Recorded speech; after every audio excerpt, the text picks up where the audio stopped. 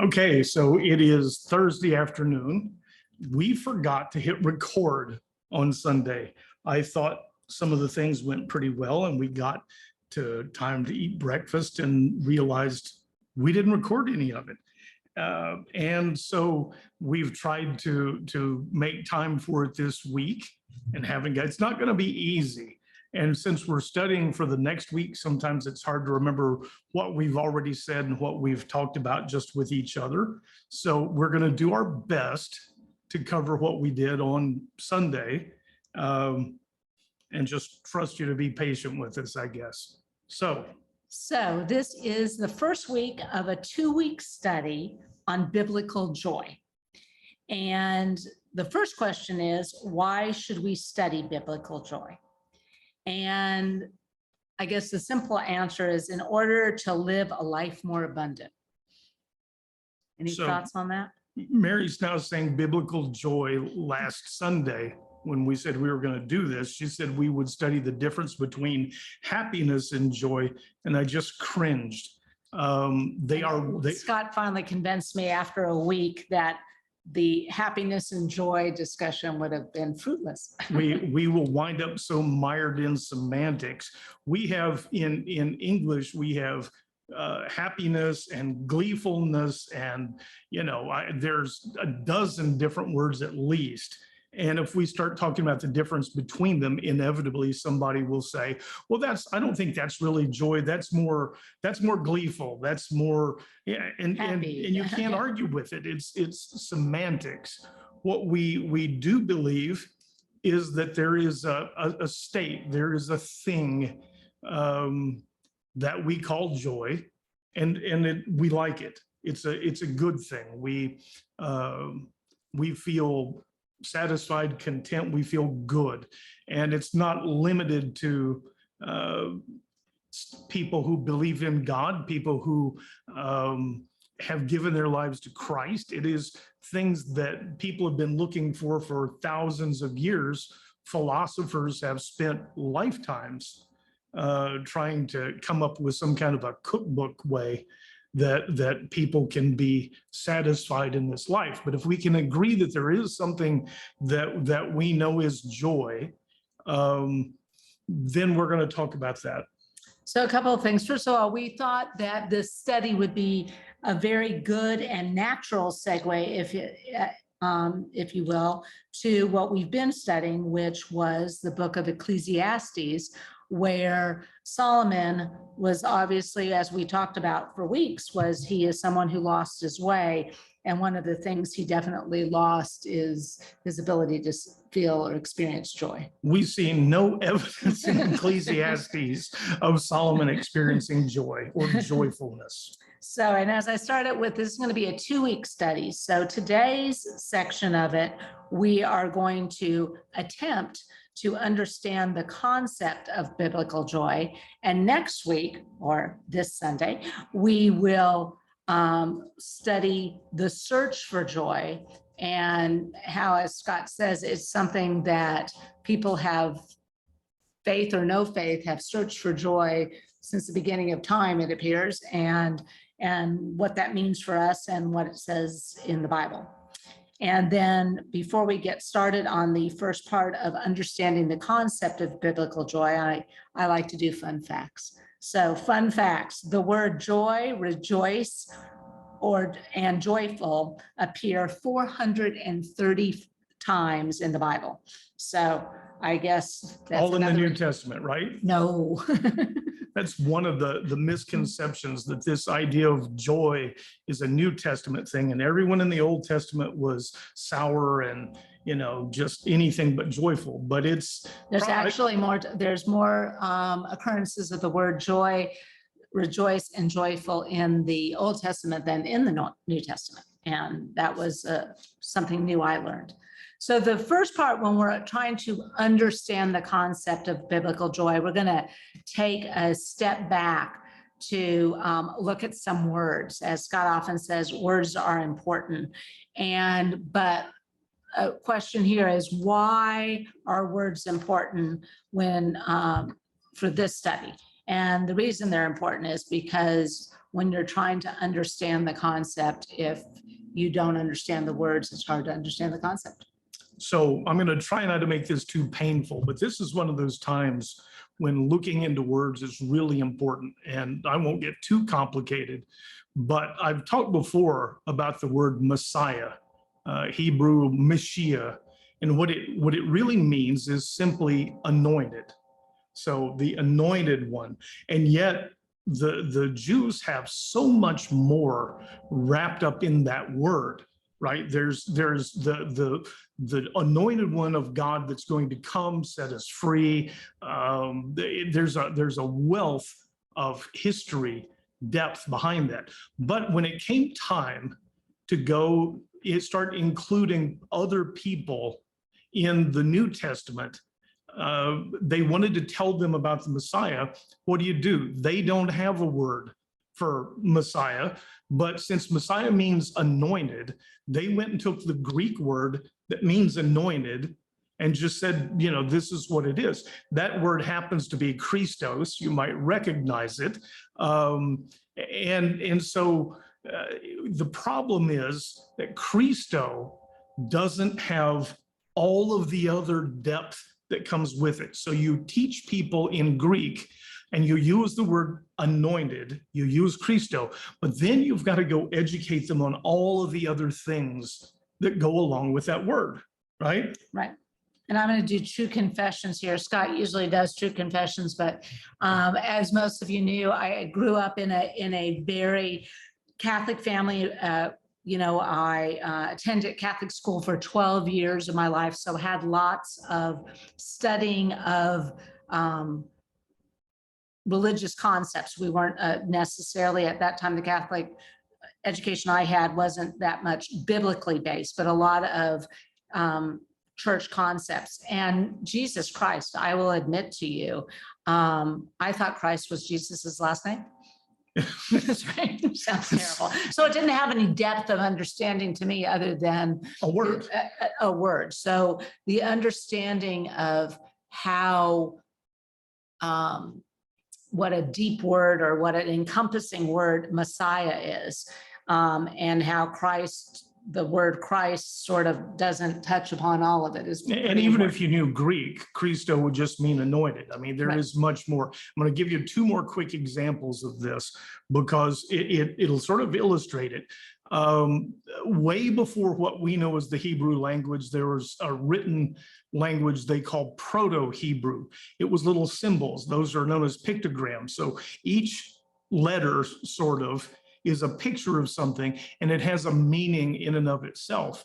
And so there's a one pictogram that's the head of an ox, and it represents strength. And it gets used a lot. And there's another particular one that looks like just some up and down jags. It's like a couple of W's put together, right? And it is water. Now, the word in the old Proto-Hebrew for mother, for the woman of the house, was the head of the ox and the water. And what that is strong water. When they would render animals, they boil them down. What floated to the top was this stuff that they used as glue, strong water. And so the mother, the wife, the woman of the house is literally the glue that holds the family together. And I know we're told that they didn't respect women. As usual, it's not that simple. It's more complicated than that. When you look to the woman as the glue that holds the family together, and you know how important the family is, you have to understand that they are not being dismissive of women. It's just part of the culture. But strong water, the glue that holds the family together. Now, there's another symbol that sort of represents the doors of a tent. That's the house. And so the ox, strong, and the house, that's the word for brother. A brother helps a strong house, the sort of the clan. We always have someone that's got our back. If you have brothers, you have a strong house. One last one, there's one that's the house, and then a little thing that looks like a seed sort of poking up out of the dirt, and that is the house continued, or the house continues, and that's a son. the house continues. And so what you find is wrapped up in the words for mother and brother and son is all of these other things that are implicit, that are built in. And even if they forget, even if they don't know Proto-Hebrew, it becomes a part of the sort of psyche of the society. And so there's a lot wrapped up in words that you're not aware of sometimes. This is one of those times where we're going to be talking about joy. And of course, there's, like I say, there's happiness and gleefulness and everything else.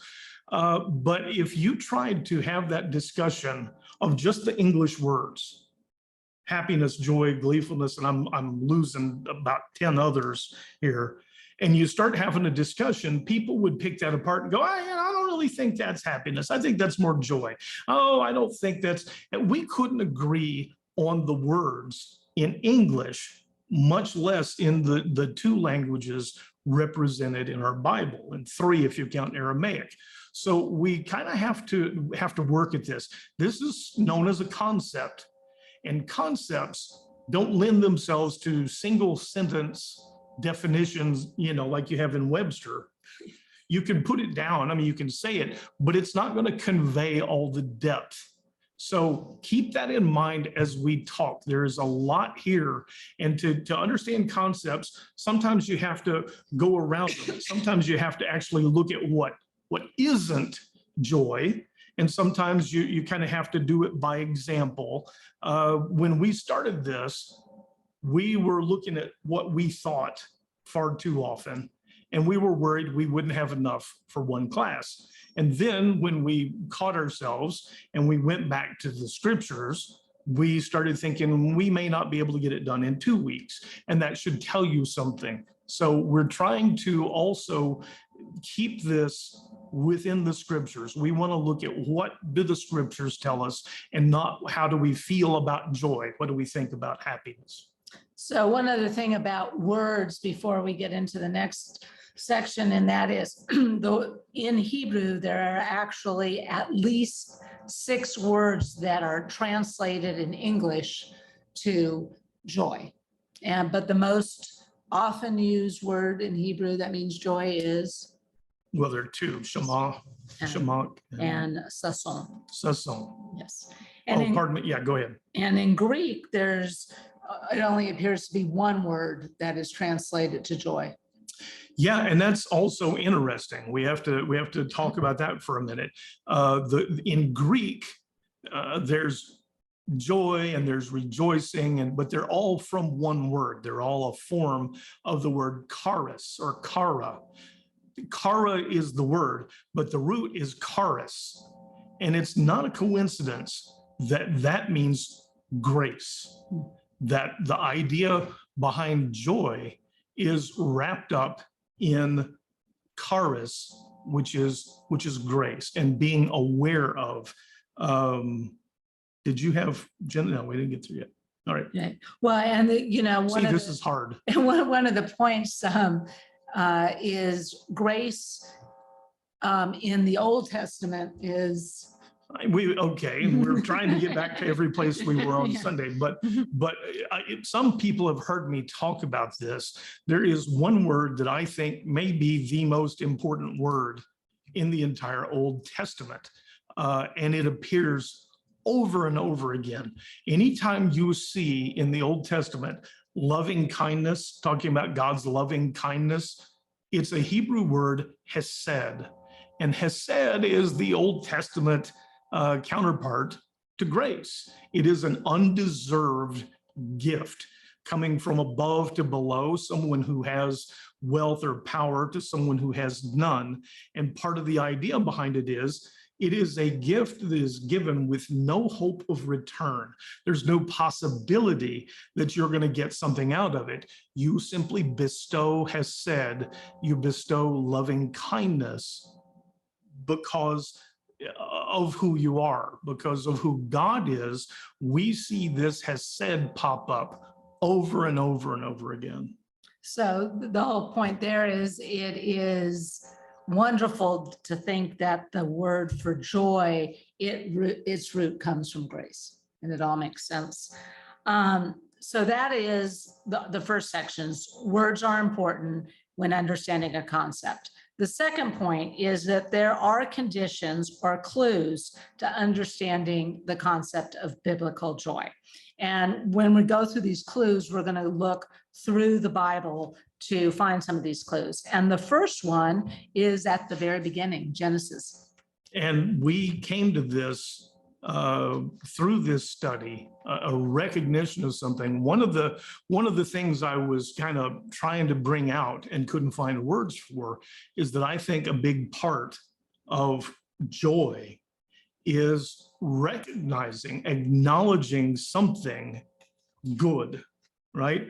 You don't take joy if you're looking around like Solomon and you think everything is dark, everything is bad, we all die. You're not going to feel joyful if you see something or perceive, because not everyone can see, but you perceive something that is good. It is related to the kind of joy that we're talking about. And so as Mary and I were talking, actually I was listening because it was early in the morning and Mary uses a lot of words early in the morning, but through what she was saying, this all of a sudden sort of came to me. We have in the account of Genesis, and we're not trying to suggest that Genesis is a blow by blow diary of how everything was created. I think it would be rather more complicated than 10 or 12 sentences. But we do believe that these scriptures are inspired. And way back there, someone was inspired to include some words that we tend to just sort of gloss over. So through the creation story, as each day is finished, God stops and it says, and then there was evening and there was morning. Oh, I'm sorry, before that. Let me see if I can find one. Am I going to have to edit? Yeah, go ahead. No. Actually, when we sum it all up at the end, it says, and God looked upon all that he had made, and indeed it was very good. At the end of each day, except for some reason the second one, I think. But it always says that he looked at it, he surveyed it, and he saw that it was good. He saw the thing and he acknowledged it is good. And then at the end, when he's all done, he looked at everything. And so it's always Genesis 1, verse 31. And as it says, and God looked upon all that he had made, and indeed it was very good. And that's would be sort of a nice way to start your morning. And so this is one of the first things in getting to a concept. Again, someone was inspired to include this. And there's an example there. If you look at this place, if you look at what God has created and you acknowledge the fact that it is in total very good. And there are times that there are things that are either unpleasant for us or we look at them and say, I don't understand how this could happen. But it never changes that if you are able to look at this place, I've been in some of the worst times in my life. And then remember to look around and say, you know what, this is just me, but this place is very good. So the idea of perceiving and acknowledging that what God has created is very good, we think is strongly related. And that takes it to the second condition, which is this idea of recognizing and acknowledging God. And someone who did that very well was King David. And when we did the study on the Psalms, we saw that many times, most times when he started a psalm, he did it by recognizing God first. Yeah, David, one of the things when we did that study on the Psalms that I realized as we started going through is that over and over again, most of the time, he begins a psalm by acknowledging the who's who in the relationship, God, maker of the universe. And it's a good thing to put it in perspective, to remind us of who's who in this relationship. It's another good practice for looking at this place, realizing it's good, acknowledging, but also realizing that it comes from God, from Yahweh. So one of the Psalms that does this very well that I'm going to read is Psalm 118. and look for both of him recognizing and acknowledging God. And there's also Hesed in this psalm also. Psalm 118, the Lord is on my side.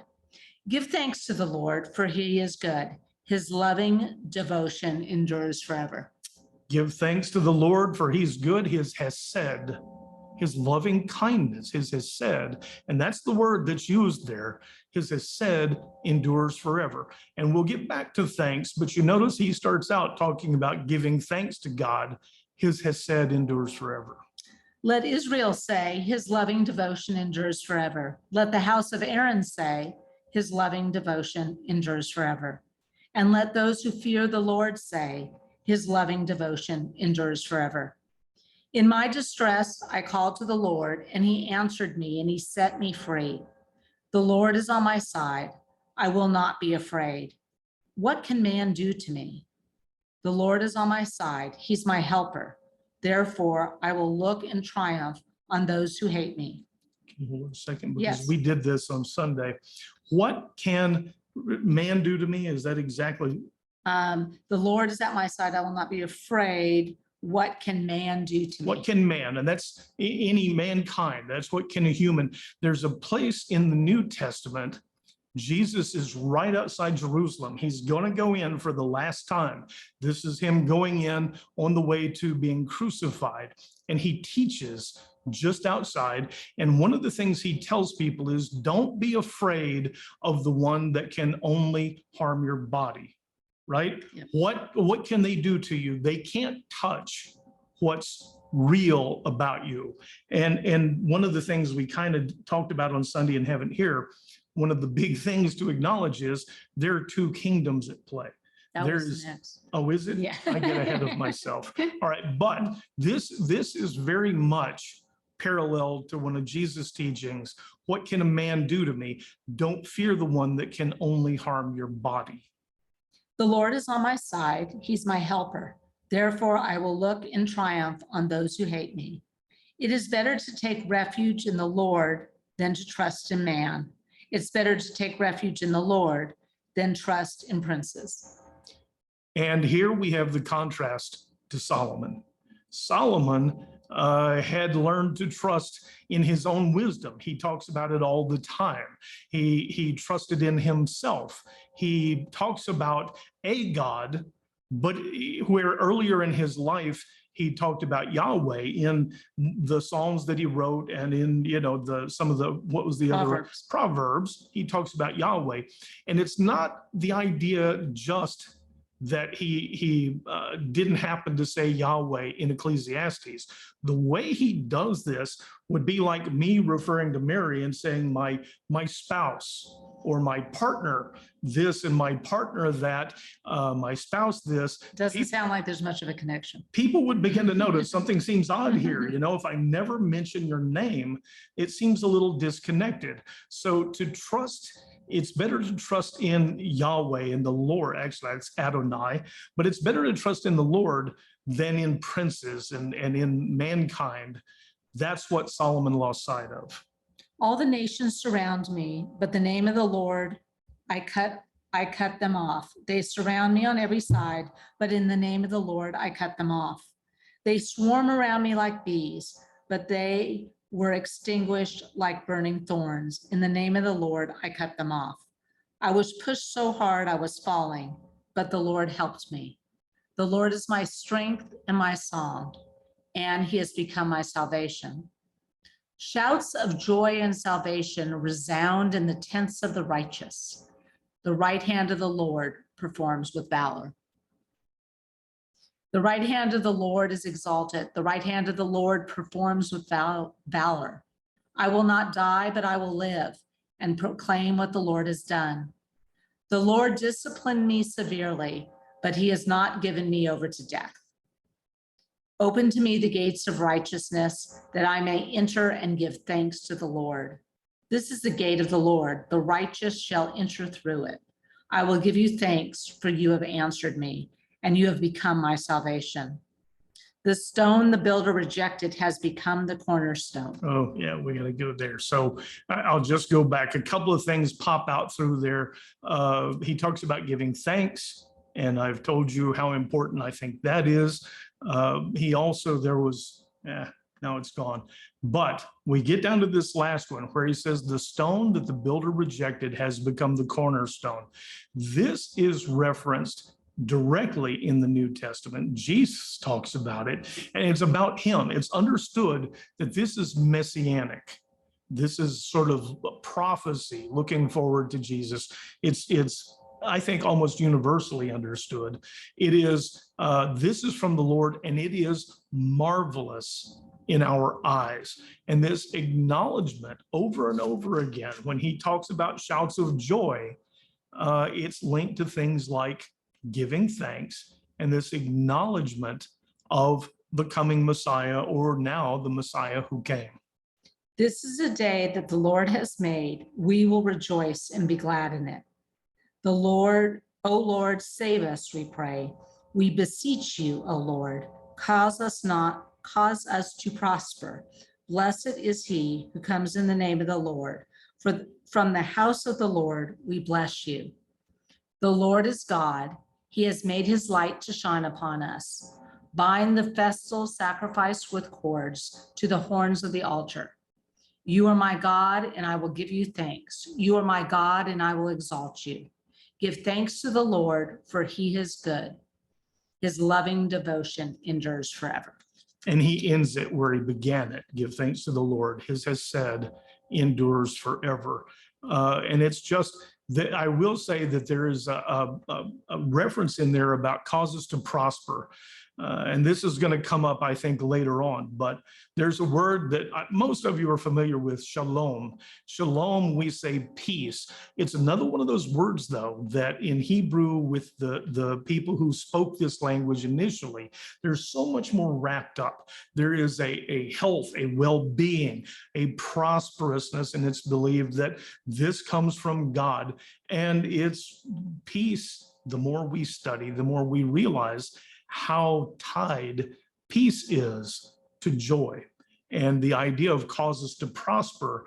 Not that the only time that we're joyful is when we feel like we're prospering and we're wealthy, but the concepts are tied together. So the third condition or clue to understanding the concept of the biblical joy is, as Scott sort of gave a sneak preview, is that there are two kingdoms in play here. That understanding the fact that there's more to this, there's more than we see in just this world. And that's one of the things that Solomon lost sight of also. We see David say, "What can man do to me?" And we know that when it comes to it happens.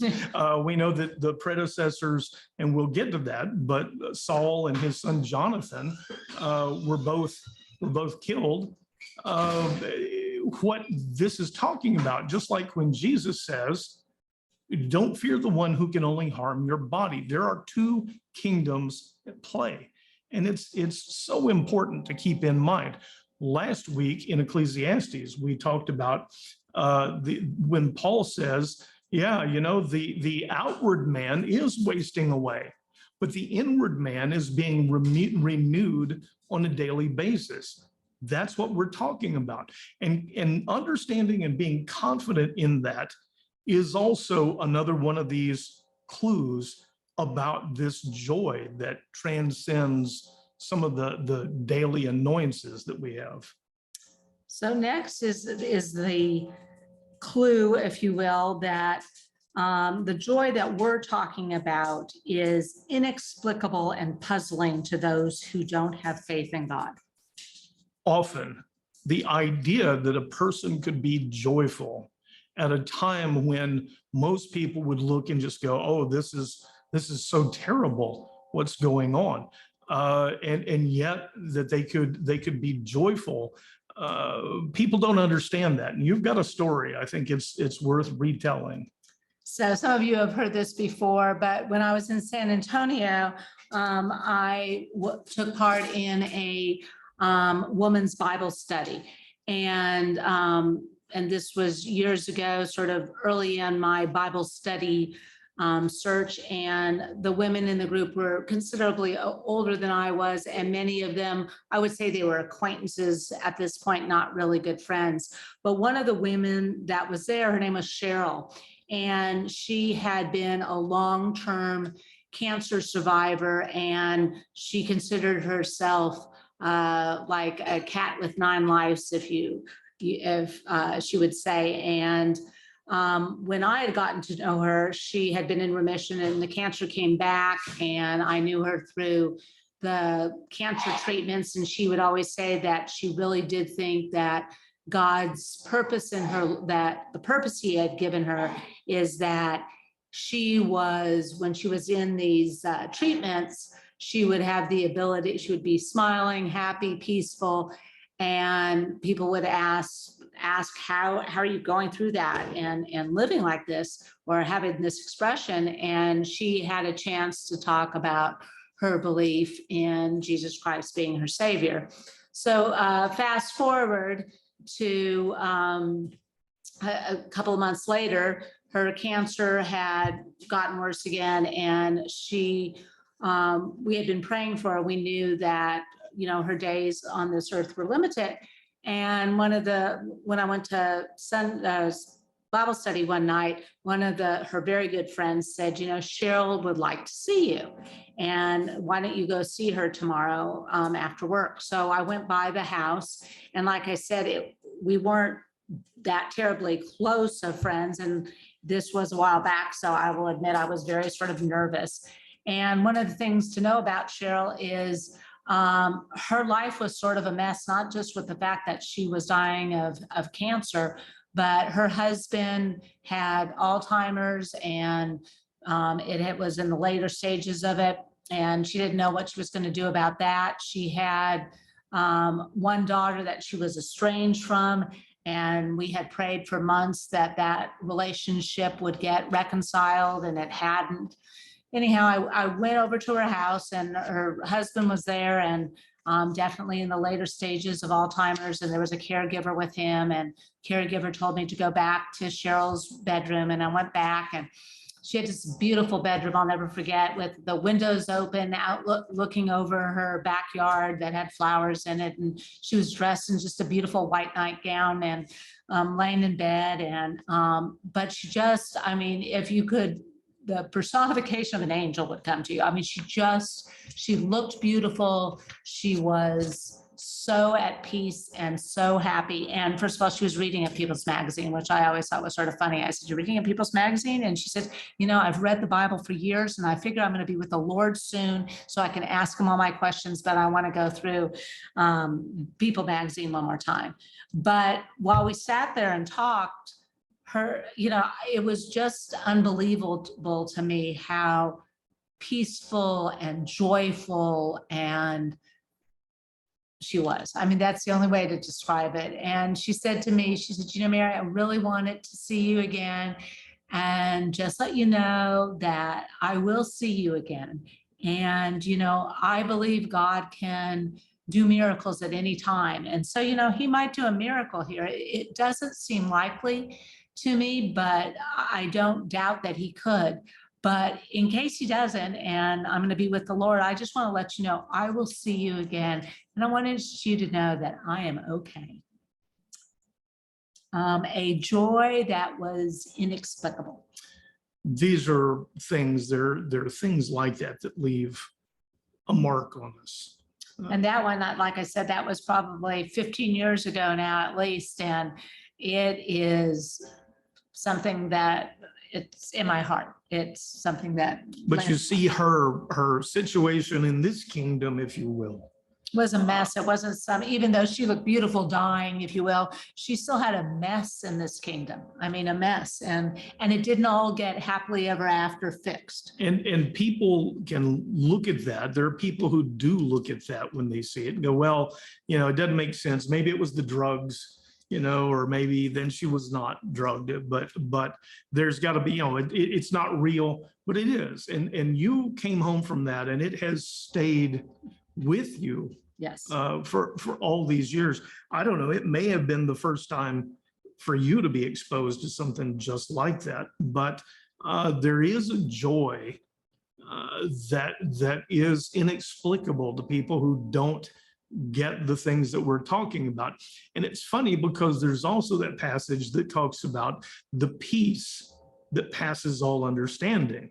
You're not gonna make sense of it, and yet there is a peace that overrides, that overshadows so many of these other things. You're gonna pull it up, aren't you? I am, because we're going to talk about that. But before we talk about the piece that in Philippians that Paul talks about, there is the idea of delighting in the Lord, Psalm 37:4.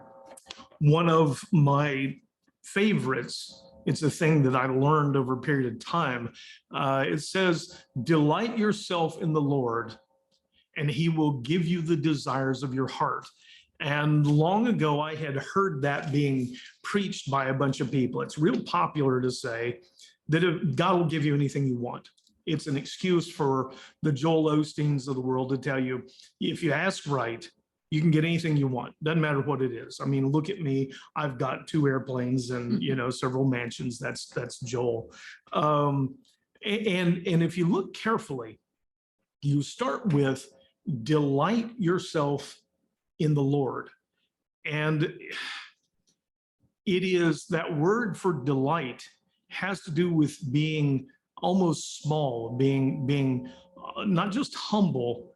It's sort of almost it is sort of an effeminate term, but it is positioning yourself to take delight in these works of God around us.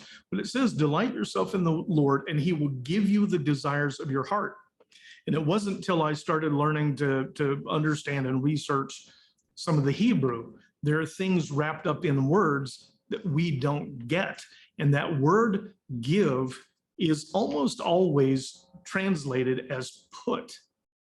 And I think what's a good possibility, what it's saying is he will put the desires in your heart. The things that you desire, the things that you think, I just can't live without this, sort of take a back seat to other things, the desires that God places in your heart. You have a much better chance of experiencing joy when you're not thinking about the next thing you're going to acquire. Delight yourself in the Lord. And that's the thing that the name it and claim it people tend to leave out. They just skip right over that part. What does that mean, to delight yourself in the Lord? And I think, once again, that's predicated on perceiving and acknowledging these things around you that God has made that are good. You take delight in things that are good. You don't look at something and go, well, that's pretty lousy. You don't delight in that, and you don't wind up experiencing joy. I have a note here that about David and, was it David and Saul that died? Yeah, Sunday. and let me see if I can. This is one of the drawbacks to not hitting record when we've already prepared for it. But there is Saul was the first actual king over Israel, and he had a son named Jonathan. They wind up being killed on the same day. And David writes what's come to be known as the Song of the Bow, but it's sort of a tribute to Saul and Jonathan. And it starts out, he says, don't tell this story in Gath, and don't tell this story in Ashkelon, lest the daughters of the Philistines rejoice. And this is one of the other things that has come out of this study for us, is there's been sort of this idea in my head that feeling joy starts often with rejoicing. But there's a good example. We brought up several others. There's one in Nehemiah, but you can rejoice in things that are not very nice. There's one point where Israel has gotten in trouble, and God has sent a prophet and told them, you're going to be punished. These enemies are going to ride in, but he warns them, don't exult, don't rejoice in their downfall. And that's when it hit me, this idea of rejoicing in things that are pretty unworthy. Don't rejoice in the downfall of an enemy, for instance. There's a temptation that we fall under when we think someone got what they had coming, to rejoice. Yeah. Probably a bad practice. And that kind of rejoicing, I would be willing to bet, does not bring lead joy. to the kind of joy that we're talking about. Rejoicing does not automatically lead to the kind of joy that we're speaking of. So after delighting in the Lord, another condition or clue that we found connects to joy is that of love. And as you said, Oh, that's next week. no, well, we Okay. did start, we read Philippians 4:16, I believe. Okay. Rejoice in the Lord always. I will say it again, rejoice. Let your gentleness be apparent to all. The Lord is near. Be anxious for nothing, but in everything by prayer and petition with thanksgiving, present your requests to God. And the peace of God, which surpasses all understanding, will guard your hearts and your minds in Christ Jesus. Finally, brothers, Well, hold on, there's almost too Okay. much to get to. We're Okay. gonna miss some things. Okay. You want to go back, just read the Sure. first line. Rejoice in the Lord always. I will say it again, rejoice. Rejoice in the Lord always. And that's something that gets repeated a lot, but you notice it's rejoice in the Lord. We just got through talking about the idea of rejoicing in other things is not an automatic ticket to feeling this joy. Rejoice in the Lord. And he says always, and that's repeated numerous times. And again, I'll say rejoice. And then this next sentence, let your gentleness be apparent to all. The Lord is near. Let your gentleness be apparent to all. Things that come out of these studies for us. Just a moment ago, when I said delight yourself in the Lord, that delight is actually gentleness. It is to be gentle, to be in that sort of state of mind. These things are related, and they're related in ways that I never even suspected until we started doing this study. Be anxious for nothing, but in everything by prayer and petition with thanksgiving, present your requests to God. And the peace of God, which surpasses all understanding, will guard your hearts and your minds in Christ Jesus. So Sunday, we had someone ask a question and actually talk about something going on in their life that is very unpleasant. The death of a relative who was about, I think, 35, very young. And we're proposing, I think we're all hearing the idea of a joy, just like the peace that surpasses all understanding, a joy that surpasses all understanding. And you wonder, well, how is this possible? But you notice at the end of that, it says, and Will guard your hearts and your minds in Christ the Jesus. peace that surpasses all understanding will guard your hearts and minds. That, I think, is a big part of this. The idea that it doesn't make the unpleasant things go away. It doesn't mean that we're not sad, but we're not broken by them. It's possible to not be broken by them. And we don't want this to be something trite where we go, okay, here's a cookbook and you add 2 tablespoons of And then this you will be joyful. and you'll be joyful. It's like a magic trick. It's not that, but we believe, we've seen evidence that it's possible to still experience joy even when we're sad. And this idea Even of when things aren't going well. Yeah.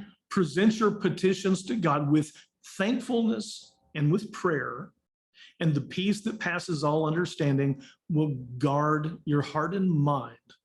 That's, again, it's a concept, but we think this is a big part of what we're trying to get to with this idea of joy that goes beyond just, if things are going good for you, if you get some new toy, you're happy. And if you don't get the one you wanted, you're not happy. There's so much of that.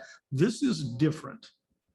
Finally, brothers, whatever is true, whatever is honorable, whatever is right, whatever is pure, whatever is lovely, whatever is admirable, if anything is excellent or praiseworthy, think on these things.